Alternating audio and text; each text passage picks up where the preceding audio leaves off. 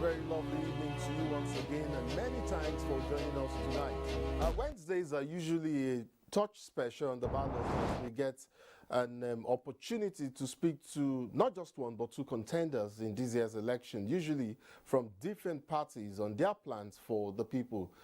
Tonight will be no less and especially more intriguing as we speak to two candidates from two parties that appear on the ballot for the very first time. I consider that somewhat timely, saying that we're just about a day less, a day less to the end of political campaigns as provided by law.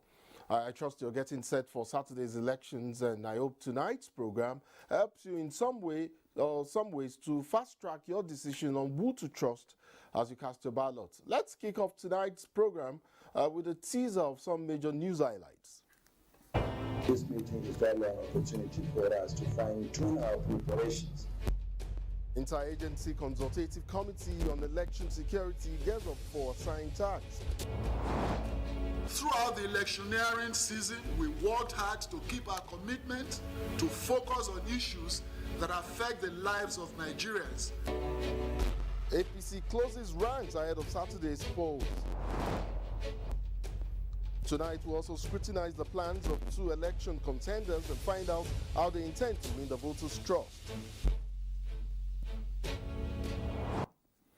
Well, at this point in time, most conversations on the elections are centered more on securing the polls, an assignment which falls directly within the purview of the Interagency Consultative Committee on Election Security.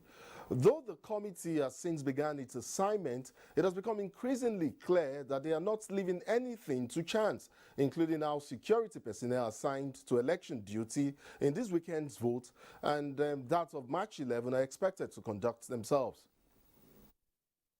This meeting is really an opportunity for us to fine-tune our preparations, not only for the protection of the environment or the security of the environment in which election will be conducted, but also the security of all those involved in the process. To this end, and keeping in with Mr. President's commitments to ensure a peaceful transition of political power to a democratically elected next president through free, fair, and credible elections, security agencies have been charged to ensure a robust deployment to deal decisively with any individual or group, no matter how highly placed.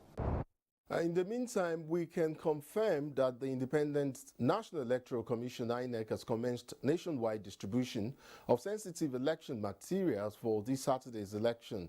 The items are being distributed through the Central Bank of Nigeria state headquarters, with the NTA, of course, Africa's largest network, I should say, monitoring.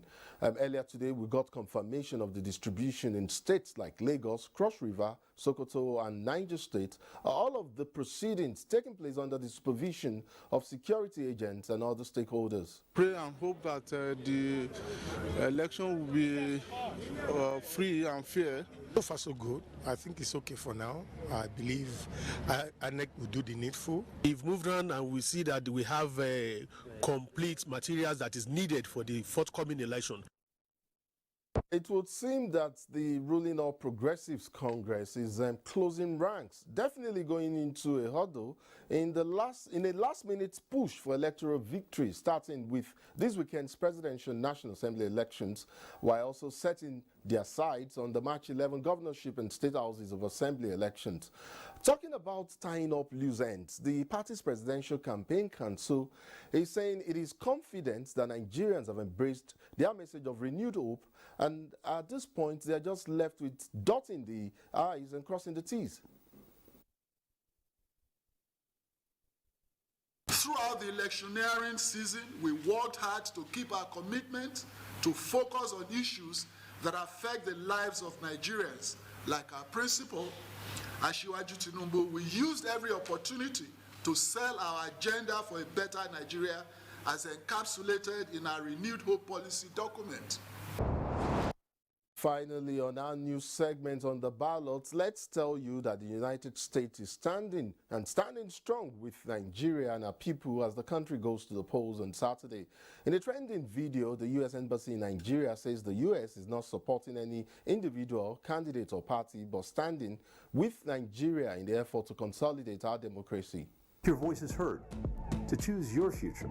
The United States does not support any individual candidate for office. But we strongly support a peaceful election that reflects the will of the people of Nigeria.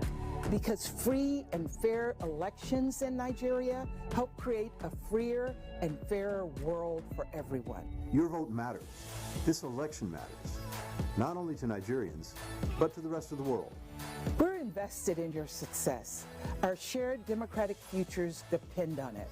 Go to inecnigeria.org to prepare to vote, because your voice matters. The Nigerian people have a friend and partner in the United States of America.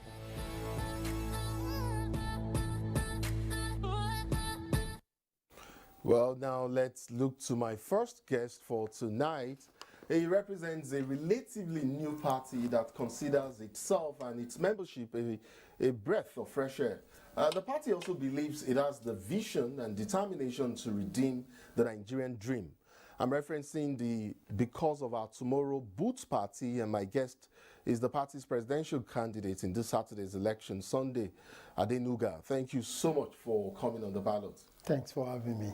Thank you. Good to have you join us. I would like to, it would seem that there is, let me just begin by talking about the press release that I saw signed by the national leadership of your party earlier today, refuting the reported alliance between the Boots Party and the Labour Party. While that may have been cleared, it does not belie the fact that some of your governorship candidates may be working with the Labour Party, statewide that is. I also wonder if you yourself have not thought or maybe thought of an alliance in any way with any of the other political parties. A merger at this point is no longer visible or viable because of the provisions of the Electoral Act. But honestly speaking, and with due respect, are you sure you're in this race, considering how the other parties and even some sections of the media have been somewhat dismissive of your party? Yeah, it's not unexpected if media or any other organization out there doesn't give us a chance. Obviously, we're the newest party. We also know in Nigeria that the political system we have is not a fair playing game for all. We don't have the amount of resources that other so-called old or big party or the frontline parties. But this is serious business. This is serious business. Yeah, you must have thought of some of these issues before you jumped right into it. Yeah, but clearly, political parties is not just for an election. It's about developing political ideas.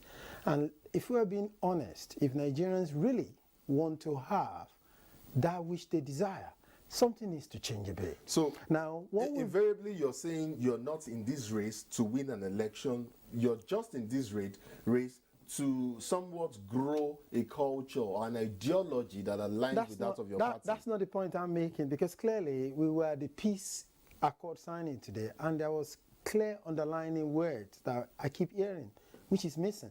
Everybody keeps saying issue-based. Issue-based campaign. The question is this: how do you achieve issue-based political process or campaign, put it that way? The point here is that you should be able to present your manifesto to people, first and foremost. Very true.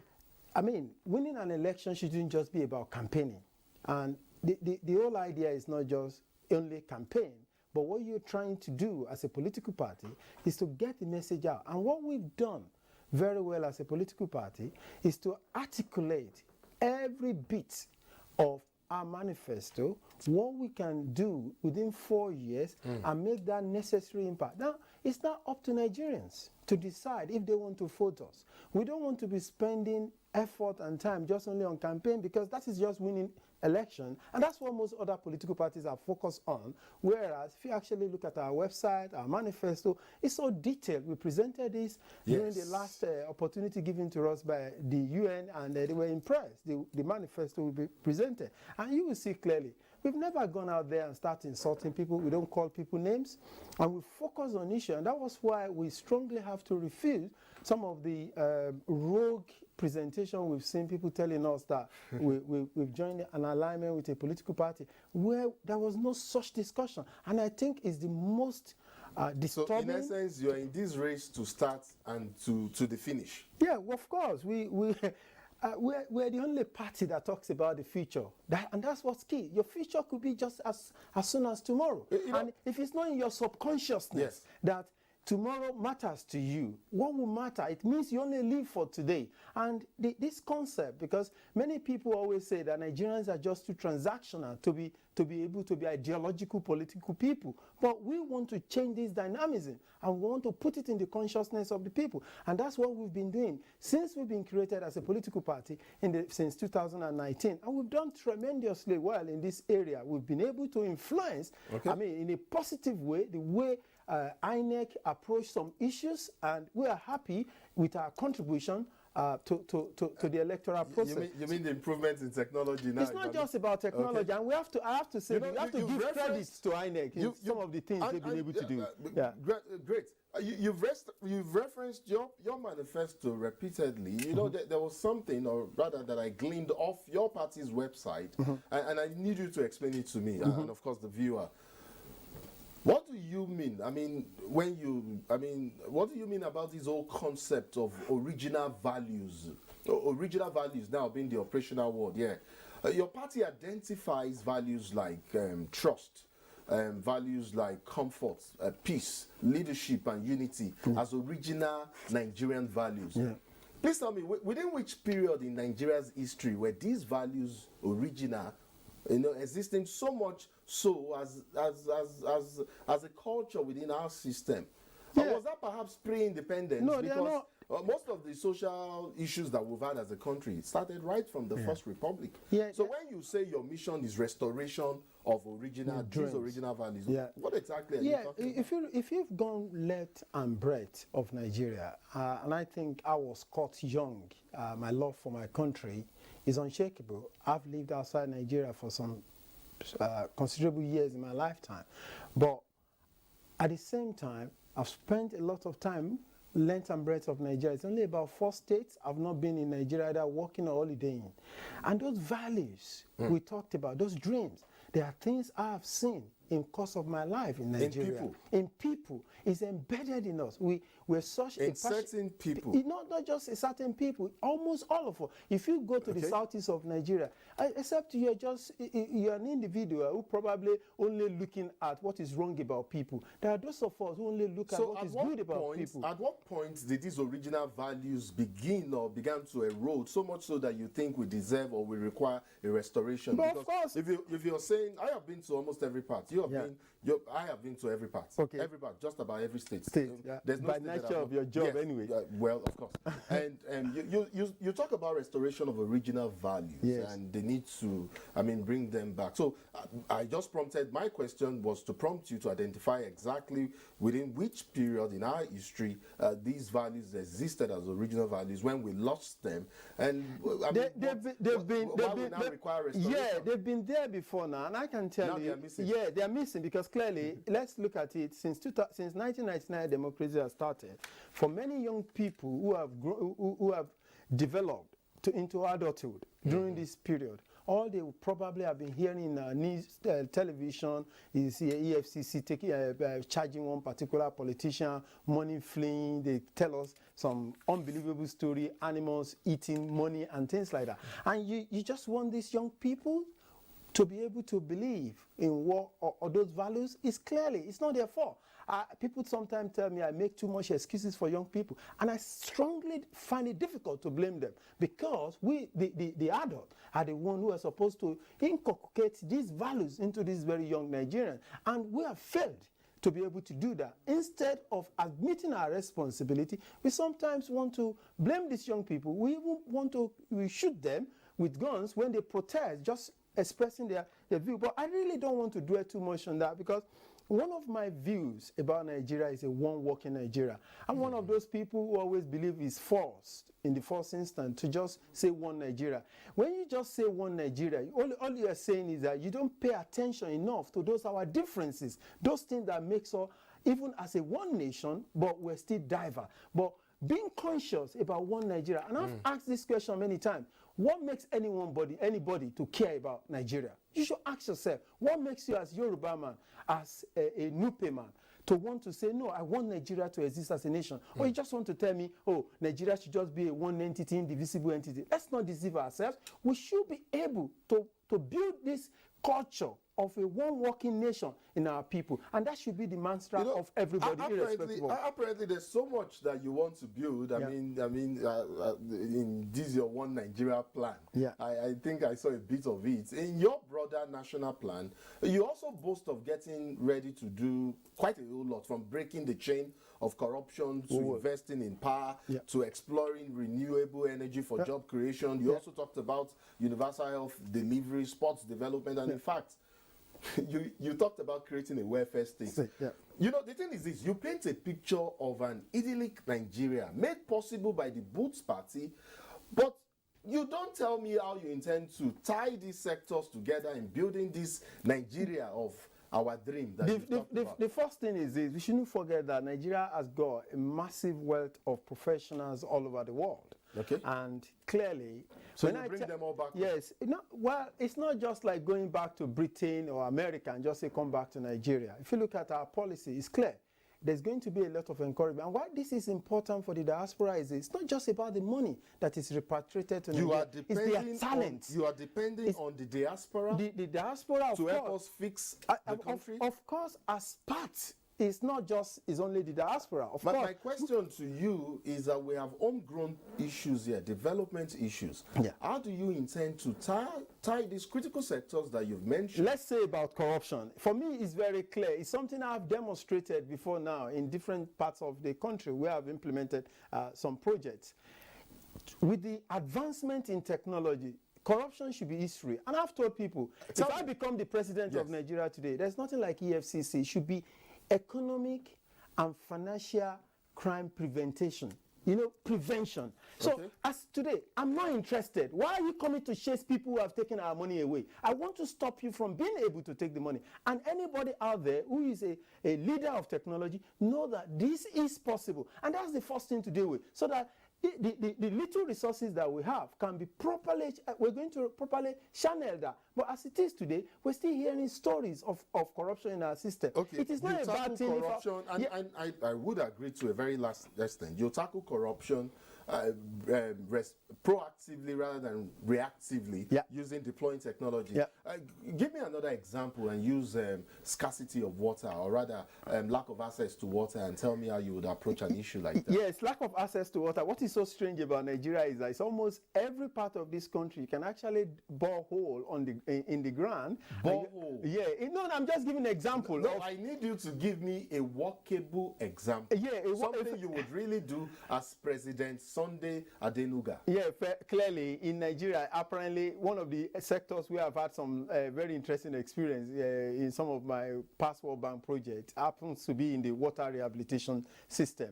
And I can tell you one of the major challenges about water system like we have in Abuja here is the fact that the level of production of water for the entire populace is not enough. It doesn't cater for the number, the growth that we have. You're reinforcing the problem. We're talking about the solution.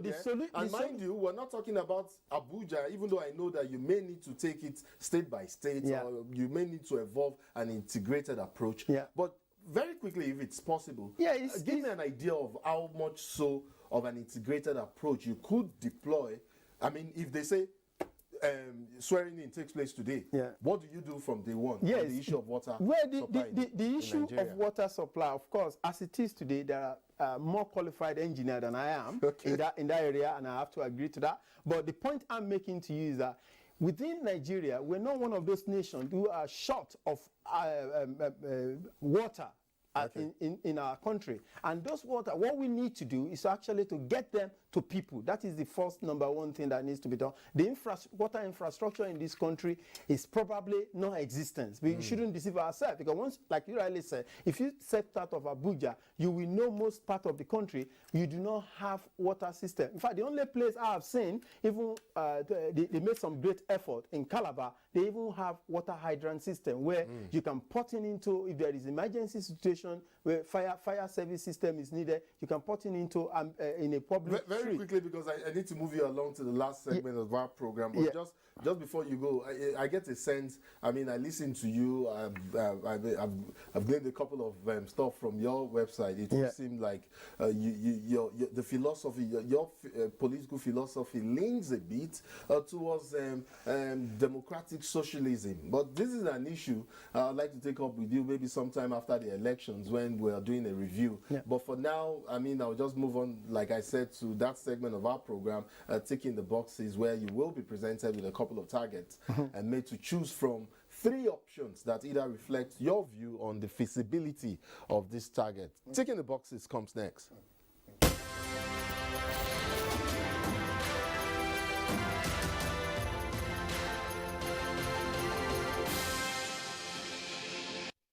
Two quick reminders just before we begin to tick the boxes. First is that the targets in the boxes are public policy issues, and second is that they are to be gauged within a timeline of 4 years, which amounts to the first term in office of an elected president. We begin now with the first target in the box. If it's there, I would like for my guests to just look at the screen there and see. The first target on the box is end banditry and insurgency. Is that the target you think you can achieve within the first 4 years of your stay in office as president of Nigeria, if so mandated by Nigerians? Do you think that's a realistic target? Is that an unrealistic target? Are you undecided on the matter? It's very realistic for me, because clearly it's one of those key issues for me that this is a symptom of the underlying social problem. So that is very, not just realistic. It's very realistic. We'll quickly go to the second target on the ballots there, create food sufficiency. National food sufficiency, I should add. Is that a target that is realistic? It's very realistic, because practically almost every part of this country have arable land that we can actually farm if we're more serious. And great. We'll move on to the third item, eliminate housing deficits. I'm sure you know. I think I would say for every Nigerian. And we're talking about mass housing, low-cost mass housing, for the average income, average bracket Nigerians. I'll be very honest here. I'm going to be in the middle, because clearly it's not impossible to house almost every Nigerian, but providing possible within a time frame of 4 years. So obviously, we'll go with that. And then we'll go to the very last one, a balanced budget. Is that a realistic target for you? Is that unrealistic? Are you undecided on the matter? A balanced budget is realistic. Within 4 years? 4 years, I think a balanced budget. We can turn our deficit into growth? Yeah, we can turn it out, turn it around, because we are going to be a lot of elimination of all the loopholes that we have in the system, a better, more efficient tax system. We don't have to increase tax. All we need to do is to have a more efficient tax. That's wonderful. Good to hear you say that. I'd like to thank you so much. Thank my guest for tonight, Sunday Adenuga, presidential candidate because of our Tomorrow Boots Party. I mean, thank you so much for coming on the ballot. Thank you. Thanks for having me. Great. Well, we're not done yet. We will go on a short break. When we return when we return, we'll be speaking with someone else, and we would review the FCT Senate jostle and praise the chances of the All Progressives Grand Alliance, ABGA, to clinch the seat. Do stay.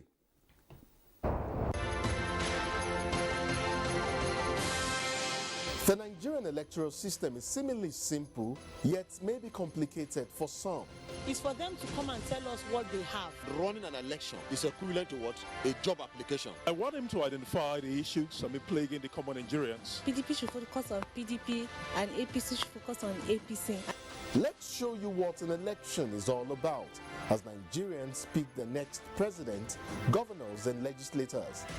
We interrogate their plans, question the rationale and review the prospects. Join us on the ballot.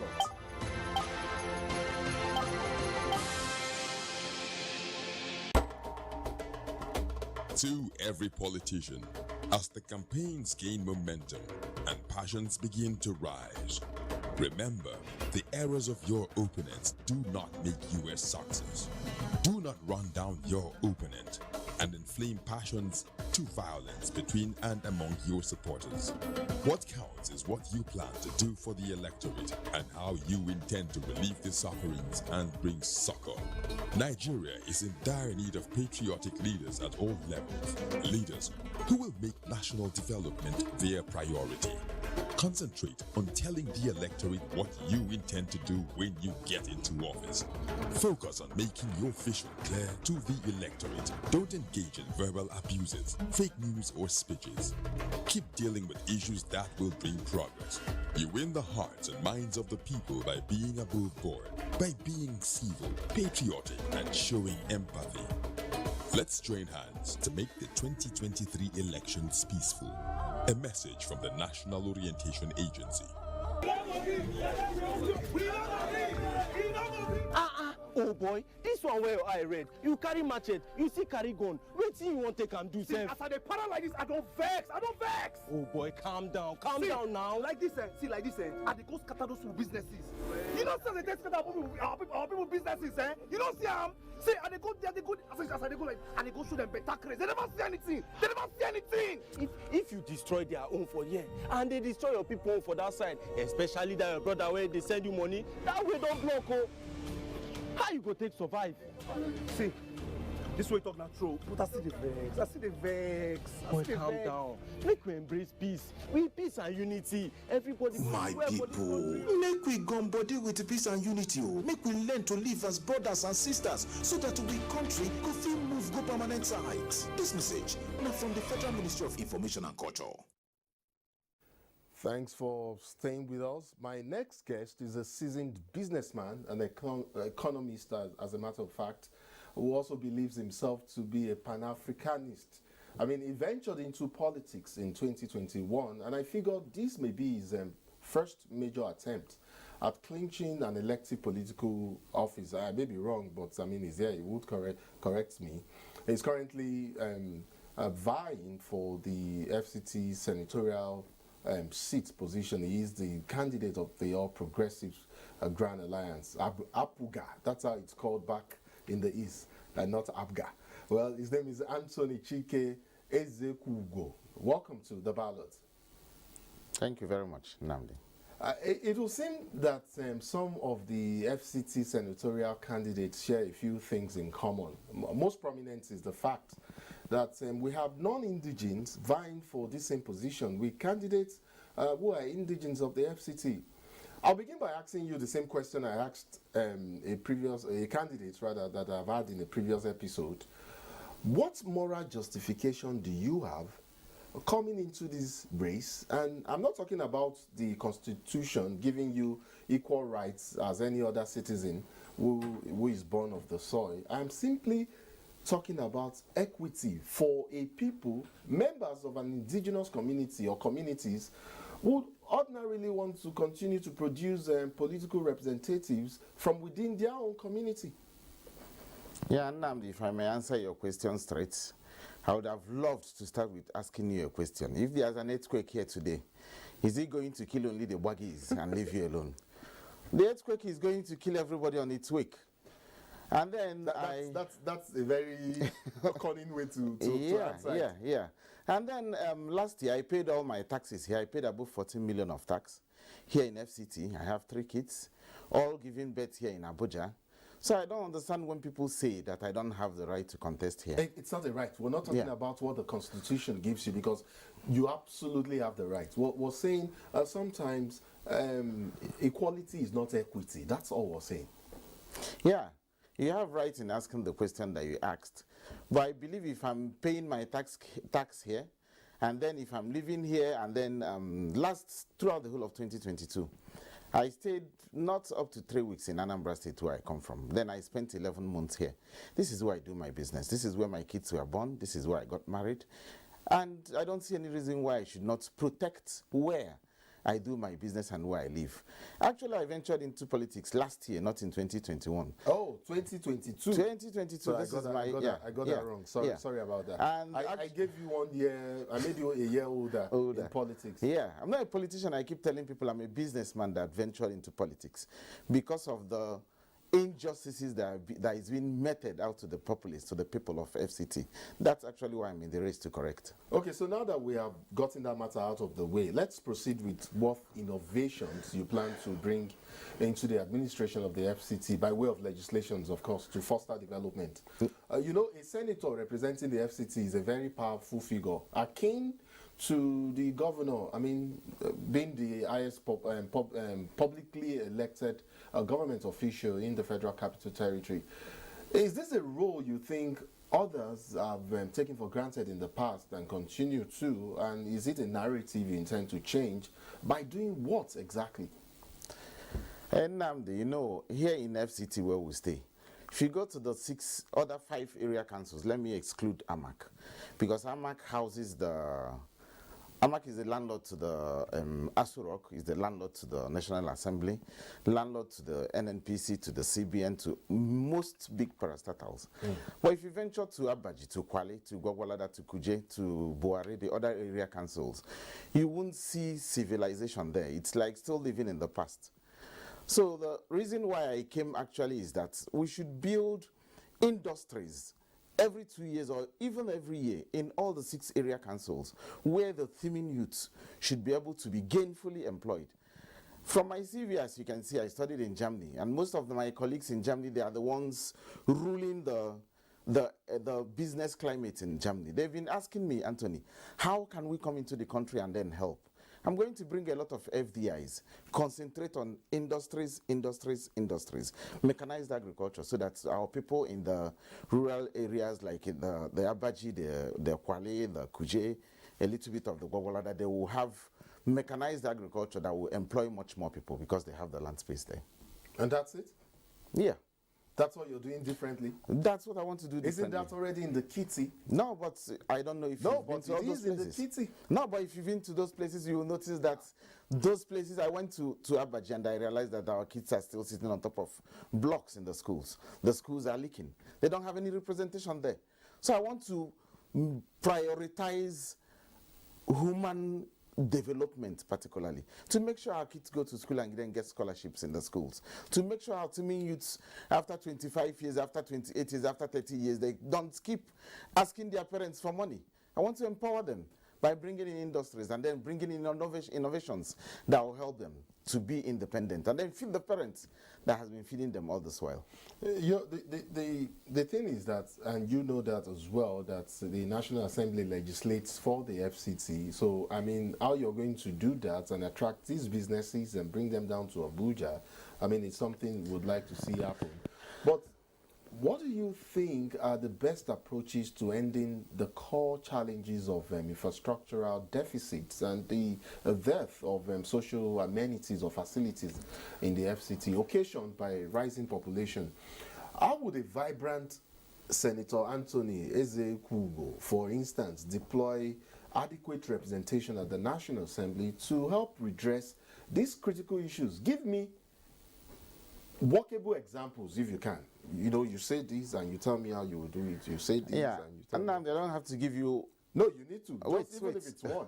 Okay, I will. Please. You know, most of the problems that we have here in FCT, the senator is like the governor. That's the highest political office here in FCT. True.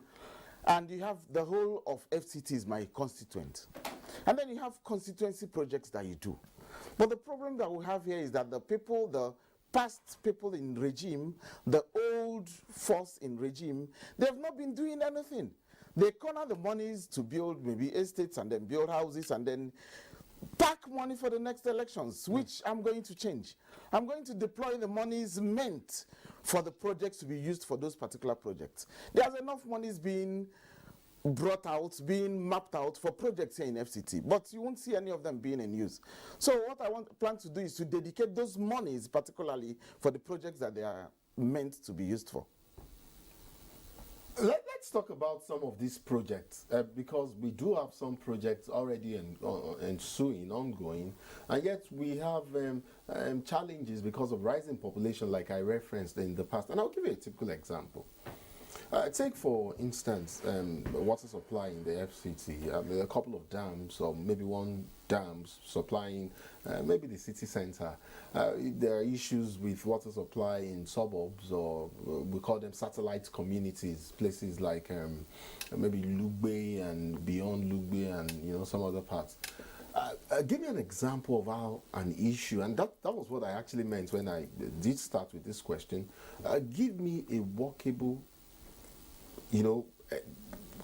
solution plan towards redressing these. What kind of legislation would you take to the National Assembly and say, look, I, Senator Anthony Ezekugo, would recommend that we do this, A, from this, we do this, B, from the. Because I would think that by now, getting into this race, you have already thought of things that you want to do. You have looked at the FCT, you have identified where the problems are, and not just identify where the problems are, you have also outlined solutions to these problems. Not one, not two. You would definitely also have backups for option A where it fails, you try option B where it fails. That's what I mean. Give me one example of the plan that you have in the back. Nnamdi, I live also here in Abuja. I heard from one of my friends that works with the water resources here, we have 3 pumps that feeds the FCT with water. 2 of the pumps were bad. They were not being maintained. We lack maintenance culture here in Nigeria. Most of the time, maintenance culture, maintaining an already built infrastructure, is as high as building a new one. But because we have leaders that lack the vision, that doesn't really understand what it means to be a leader, they don't maintain. So that's why in the whole of FCT, 2 of the pumps broke down. You understand? So I believe when I'm there, I want to bring in some foreign companies that will help to revitalize some of the pumps, put them back. Julius Baker was the ones.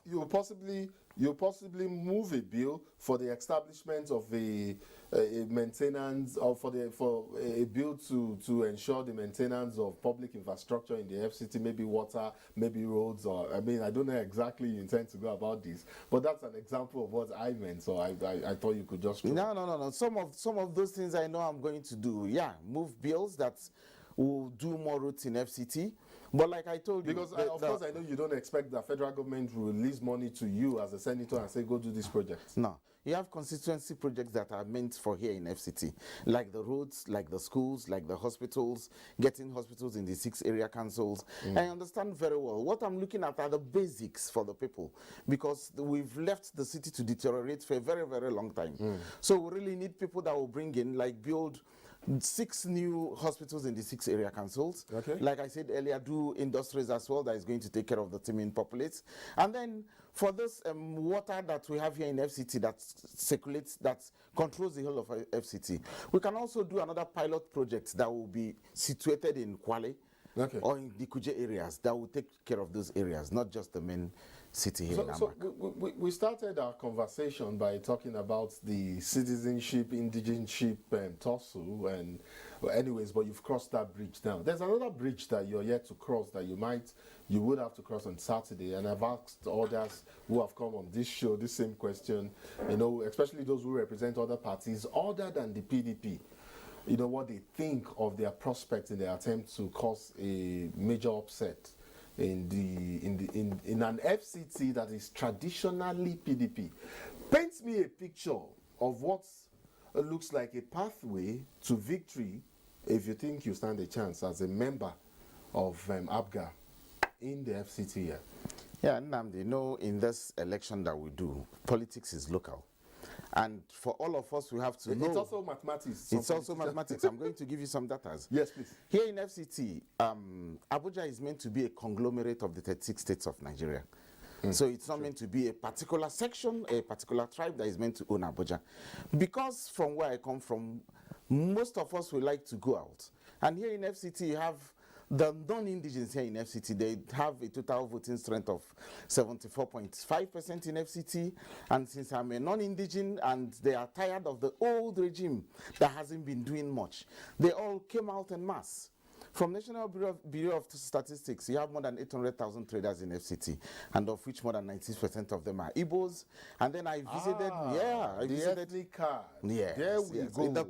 It depends on how you see it. Well, I agree it's a function of perception, but isn't that part of the major challenge that we're having here? And you know, I am not naive about voting trends in Nigeria and how we vote, because I strongly believe and still believe that from the past and up to now, voters in Nigeria still vote along ethnic or religious lines and may continue to do so until we achieve some level of sophistry in our voting pattern. Is that what you're hoping to capitalize on? Is that your pathway to victory? You just said it all. We have to face the reality. We have to face the realities on the ground.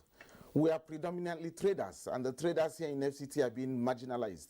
Nothing is being done in the market. They don't have roads, they don't have lights, the government don't take care of them. So they are all disenfranchised. They want to be a part of FCT, where they believe they pay more than 90% of the taxes being paid here. You understand? So they are all angry, and they want to have a change.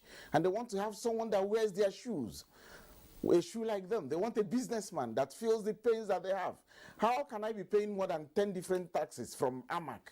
You are being taxed from the federal, you taxed from the state, you are being taxed from the local government. It's more than double and multiple taxation. These are the things I want to end. And it's a very, very big pain for most businessmen here in FCT. So you're capitalizing on the pains of Igbo businessmen in the FCT to garner votes. That's exactly what you've told me here on the Ballot. Not entirely the whole Igbo votes.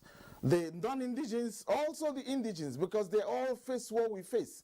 It's not a problem that is peculiar just to the Igbos. I'll let you in into a secret. I mean, Lagos is it's the most it's Nigeria's commercial city, or capital as it were, as it still is, as a matter of fact. And you and I know that most of the markets in Lagos are dominated by people from southeastern Nigeria. But I tell you something, you go to a place like Idumota, you go to, and then you see people, your fellow brothers from the southeast, who are canvassing for other parties, not even with any inkling to regional. I'm not saying Abuja is regional, but I'm saying there are non-Igbo persons who are staunch advocates and supporters of other parties like PDP, ABGA, and some even other parties with some other regional colorations, not from the southeast, and that's my point. So if you think that sympathies from southeasterners in Abuja could just garner you votes, I mean, and I think that's part of the challenge that we're facing as a country. Now, you should know that Igbos generally that we are Republicans. That's why you have a lot of Igbos that are attacking Peter Obi and saying that he's not going to win. You understand? But you should also give it to them. That's all of us, most of us have been systematically marginalized. You finish school, you can't get jobs. Your kids finish school, they can't get jobs. You apply, you are being double taxed, multiple taxed. Those are the things that we want to change. The old guard must leave. This election is actually for the soul of this nation. People are going to vote across party lines. They're not going to vote like they did in 2015, APC. People are going to vote Labour, vote ABGA, vote other parties. It's not going to be about the party again. It's going to be about individuals, people with competence and proven track records. All right, let's say, and I mean, let's say you win this election from ABGA, your party. How do you navigate the rough waters of another, most likely stronger party at the center? I mean, you know, if ABGA fails to clinch the presidency, that is, deliver the goods for your constituents, do you not think, you don't think you might have some challenges working between, working, maybe not at variance, but having another party at the center, and then you are just a drop in the ocean? No, actually we are working to save the soul of the country. So party is just a vehicle that will all go into to achieve the goal that we want to achieve. I'm actually vying in ABGA, but I might support P2B if he wins tomorrow to pass laws that are going to help help the populace of this nation. Just as you could support Tinubu or Atiku if it depends. I mean, if they have, you know, even though you got into politics only in 2022, I know that politicians are very quick to change houses. I mean, you could, today I'm seeing you in Abuja. I won't be surprised if tomorrow I see you in APC. But anyways, that's for another time. We'll probably take this off. Time now to quickly move on to the last segment of tonight's program. It's called Ticking the Boxes. In this instance, our guest will be presented with a couple of targets for the FCT and made to choose one out of the three options that reflect his view on their prospects within a timeline of 4 years, like we do all the time, starting from the inauguration of the next National Assembly. Ticking the Boxes is up next.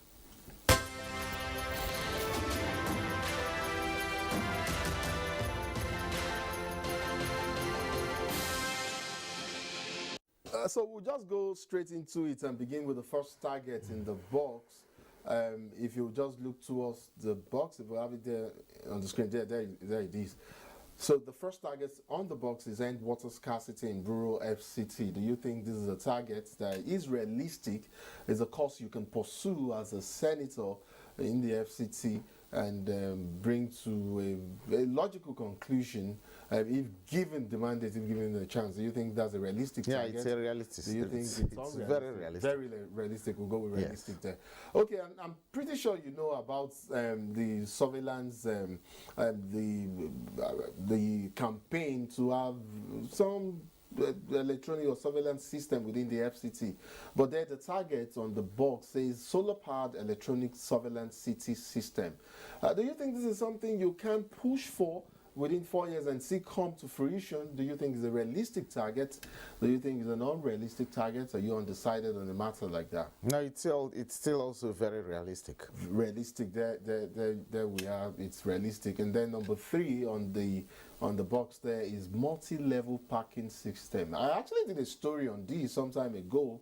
I know some years ago a law was passed, or rather maybe not a law per se, but then there were plans to have some multi-level parking buildings and units all around the FCT. But you and I know where we are right now.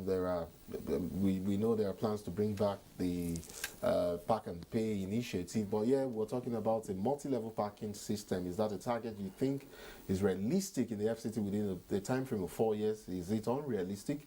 Would you be undecided on a matter like that? I will say that I will go with being undecided. Undecided? Why are you going with undecided? I mean, you don't think that's a target that is feasible? No, you know, when would it have been that we followed the initial roadmap, the master plan that El Rufai pursued when he was the FCT minister? I would have said yes, that this is a very realistic plan. But right now, the infrastructures are everywhere. That's why they are talking about parking in the streets. And right now here, what we are talking about is the high-rise park places. That means multiple park, yes. So that means you have to have lands where you build them, because I can't believe that I'm going to park my car and then walk for like another 30 minutes to get to where I want to get to. Oh, while we're on this subject, what's your take? What's your position on the park and pay that is built to come on stream very soon? Yeah, I believe it's a good idea. It should come because it's going to generate also funds for the FCT in order for us to use the funds to do other stuffs. Okay. But I am not of the opinion that it should be given as a contract to people. Because if it's given out as a contract to people, then the full aim will be defeated. So I believe if government wants to do it, the government should now be the ones to employ the people that to go about collecting the taxes and then empowering and enforcing it. Okay, I hear you. Let's move on very quickly to the last item on the box there. It says substantially mitigate building collapse. You and I know that we've had a couple of incidents in the past. Last year we did have an incident somewhere in Kubwa. A building. Not too long ago, we had another crash somewhere in Gwarimpa as well. I mean, would this be a course you would pursue? Would you possibly, push for bills, enactment of laws to regulate building development in the FCT? Do you think this is a target that is realistic within a time frame of 4 years? Is it unrealistic? Are you undecided on the matter? Yeah, I believe it's realistic. We just need to realign the mindset of the people from development. Just the mindset? How do we enforce adherence to specifications and to quality? I am actually a builder. Okay. I build houses. That's my profession actually. And I know I adhere to all the rules that are being set out by development control. Okay. I believe there are some rotten eggs inside development control that sometimes cut corners. That's why you see some of those buildings being collapsed. Well, I hope you build me a house whether you win or you do not win. I'd like to thank you so much for coming on the ballot tonight. Anthony Chike Ezekugo. You know, what it means essentially is the king with glory. Glory, right? Yeah. Exactly. So I got it right. Even though I'm Anyoma, but of course, I mean, what's the difference? As senatorial candidates of the All Progressives Grand Alliance, I'd like to, for the FCT, of course, I'd like to thank you so much for coming on the program tonight. Thank you very much, Nnamdi. Well, this is 2 days. I mean, these 2 days basically in our countdown to the next set of national elections, soon and very soon, Saturday, February 25, we're done. And the vote will officially open at 8 a.m. according to INEC. The ballot, of course, intends to lead you all the way to D-Day, God willing. I'll see you again same time tomorrow at 10:35 or 10:30. I beg your pardon. Tomorrow, all things being equal. My name is Nnamdi Odipo. Ciao. Bye for now.